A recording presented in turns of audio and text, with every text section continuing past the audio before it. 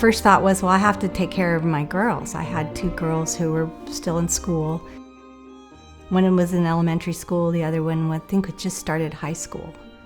You know, just think of all the things you still need to do, and you gotta be here for them. You should value every day you have with good health and just be appreciative of that. My name is Therese.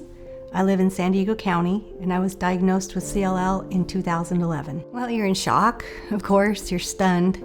And prior to that appointment, there's just anxiety like crazy, because you know something's wrong.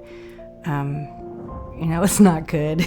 And you wouldn't be going to see an oncologist or hematologist if it wasn't something. And then when he told me he thought it was CLL, I probably felt like I was going to cry. I didn't know much about it at all.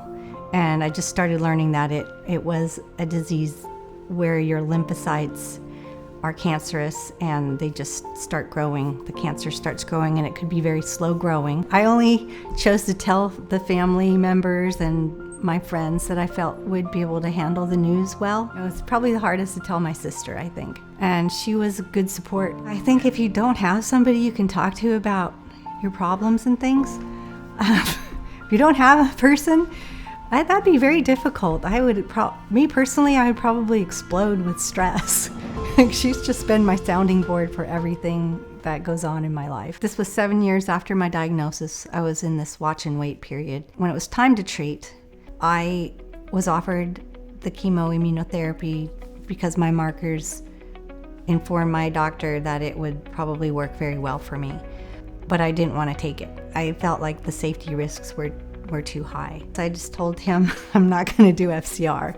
I would like to do a clinical trial. Clinical trials are not for everybody. If you know a lot about the treatments and about what might be the best thing for you as an individual, it's good to talk to your doctor about all of those things so they can help you make the right decision for your treatment. There was one milestone I celebrated. That was a year after the initiation of my first treatment regimen. I decided to take a nice overseas trip with some friends. The next big deal would be for me to reach the undetectable minimal residual disease milestone. I feel really good, and I have a really good outlook on the rest of my life.